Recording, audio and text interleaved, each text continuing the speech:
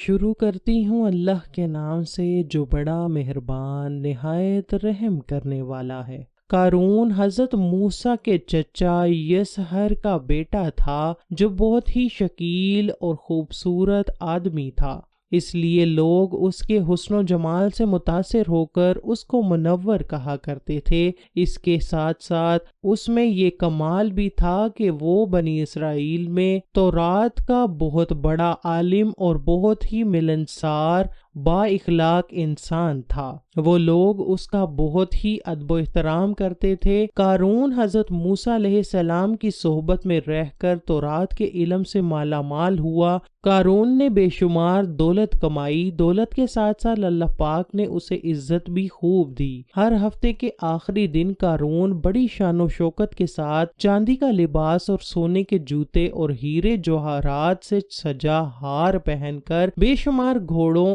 اور لونڈیوں کے ساتھ اپنے محل سے باہر نکلتا تھا۔ جو کوئی بھی دنیا دار اس کو دیکھتا تو کہتا کہ اللہ تعالیٰ مجھ کو بھی اتنی دولت اور محلوں سے نوازے تاکہ میں بھی شان و شوکت کے ساتھ زندگی گزار سکوں۔ جو لوگ قیامت کے دن پر یقین رکھتے تھے وہ کہتے ان سب نعمتوں کا اللہ تعالیٰ کو قیامت کے دن حساب دینا ہوگا، یہ سب شان و شوکت ایک دن ختم ہونے والی ہے، اس سے بہتر تو یہ ہے کہ اللہ تعالیٰ کی یاد میں زندگی گزاری جائے۔ قارون کے پاس اتنا خزانہ تھا کہ اس خزانے کی چابیوں کو اٹھانے کے لیے اس نے کئی خچر رکھے ہوئے تھے۔ ایک روایت میں ہے کہ اس خزانے کو اٹھانے کے لیے 300 اونٹ مقرر کیے گئے تھے۔ اللہ پاک نے قرآن میں بھی اس خزانے کا ذکر فرمایا ہے، بے شک قارون موسیٰ کی قوم سے تھا، پھر اس نے ان پر زیادتی کی اور ہم نے اس کو اتنے خزانے دیے جن کی کنجیاں ایک زور آور جماعت پر بھاری تھیں۔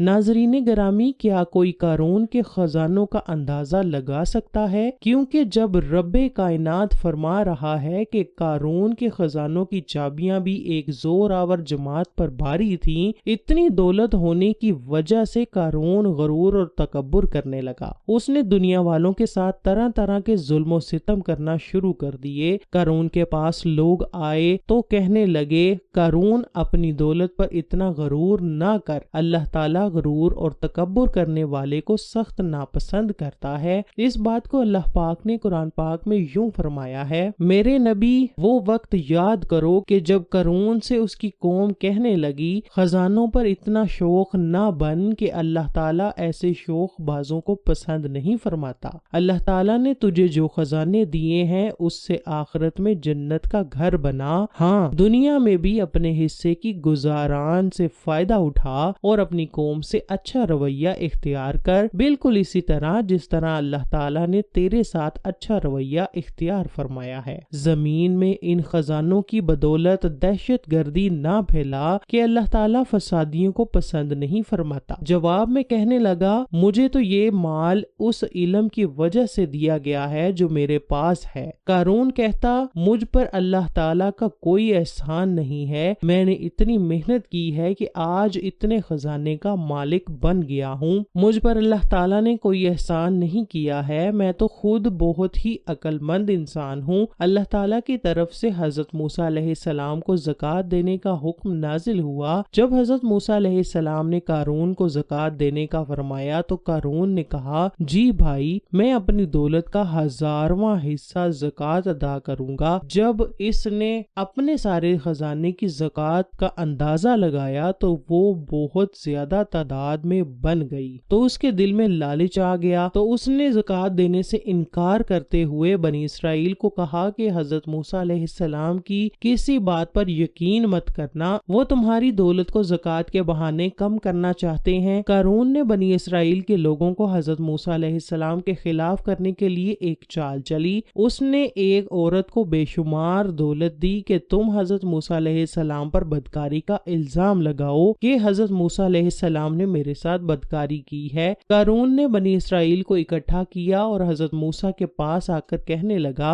اے موسیٰ، آپ بنی اسرائیل کے لوگوں کو واعظ و نصیحت فرمائیں تاکہ وہ اللہ تعالیٰ کی طرف متوجہ ہو جائیں۔ حضرت موسیٰ اسرائیل کے لوگوں کے پاس تشریف لائے اور فرمانے لگے، جو چوری کرے گا اس کے ہاتھ کاٹ دیے جائیں گے، جو کسی دوسرے پر بدکاری کا الزام لگائے گا اس کو 80 کوڑے مار کر سزا دی جائے گی، اگر کوئی شادی شدہ بندہ زنا کرے گا اس کی سزا 100 کوڑے مقرر فرمائی، اور اگر غیر شادی شدہ زنا کرے تو اس کو اتنا مارو کہ وہ اسی جگہ مر جائے۔ قارون کہنے لگا، اے موسیٰ، یہ سزائیں کس کس کے لیے ہیں؟ حضرت موسیٰ فرمانے لگے، قارون، یہ سب کے لیے مقرر ہیں، چاہے میں ہی کیوں نہ ہوں۔ قارون کہنے لگا کہ بنی اسرائیل کے لوگوں نے آپ پر یہ الزام عائد کیا ہے کہ آپ علیہ السلام نے فلاں عورت کے ساتھ زنا کیا ہے۔ جب اس عورت کو آپ علیہ السلام کے سامنے لایا گیا تو حضرت موسیٰ فرمانے لگے، تجھے اس خدا کی قسم ہے جس نے بنی اسرائیل کے لیے اس دریا کو جاری کیا ہے، اس دریا میں بنی اسرائیل کے لیے راستہ بنایا ہے جس خدا نے تورات نازل فرمائی ہے، تجھ کو اس ذات کی قسم ہے کہ سچ سچ بتا،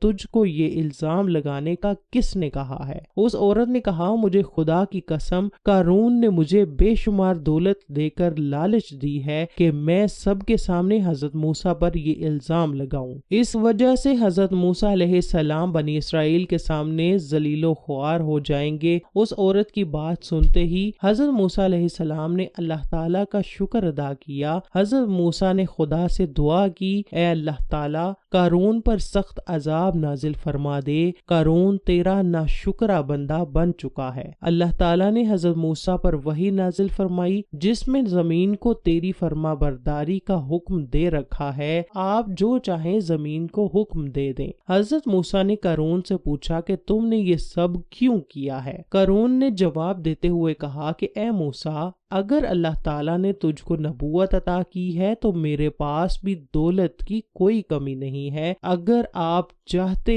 تو آپ مجھ کو بد دعا دے سکتے ہیں اور میں بھی آپ کو بد دعا دوں گا۔ حضرت موسیٰ علیہ السلام نے فرمایا، بتا، پہلے تو مجھے بد دعا دے گا کہ میں اللہ تعالیٰ سے تیرے عذاب کی دعا کروں؟ قارون کہنے لگا، پہلے میں تجھے بد دعا دیتا ہوں۔ قارون نے حضرت موسیٰ کو بد دعا دی تو حضرت موسیٰ علیہ السلام کو کچھ نہ ہوا۔ پھر حضرت موسیٰ علیہ السلام نے بنی اسرائیل کو فرمایا کہ اے بنی اسرائیل، جو قارون کے ساتھ ہے وہ قارون کے ساتھ جا کر کھڑا ہو جائے، اور جو میرے ساتھ ہے وہ میرے ساتھ آ کر کھڑا ہو جائے۔ حضرت موسیٰ کا یہ حکم سن کر صرف 2 آدمیوں نے قارون کا ساتھ دینے کو مناسب سمجھا۔ جب 2 آدمی قارون کے ساتھ جا کر کھڑے ہو گئے تو حضرت موسیٰ نے زمین کو حکم دیا کہ قارون کو اپنے اندر دھنس لے، تو زمین نے ان کو اپنے اندر دھنس لیا۔ جب قارون نے یہ صورتحال دیکھی تو حضرت موسیٰ علیہ السلام کو رشتہ داری کے واسطے دینے شروع کر دیے۔ اس وقت حضرت موسیٰ نے قارون کی کسی بات کی طرف توجہ نہ دی۔ اس طرح قارون سارے کا سارا زمین میں دھنستا چلا گیا۔ جن 2 آدمیوں نے قارون کا ساتھ دیا تھا وہ کہنے لگا کہ حضرت موسیٰ علیہ السلام نے قارون کو زمین میں اس لیے دفن کیا ہے کہ اس کے سارے خزانوں پر قبضہ کر لوں۔ ان کی زبان سے یہ الفاظ سن کر حضرت موسیٰ نے زمین کو حکم دیا کہ قارون کے سارے خزانوں کو بھی اپنے اندر دفن کر لے۔ زمین نے حضرت موسیٰ کے حکم کی تعمیل کی۔ اللہ تعالیٰ سے دعا ہے کہ اللہ تعالیٰ ہم کو نیک کام کرنے کی توفیق عطا فرمائے، آمین۔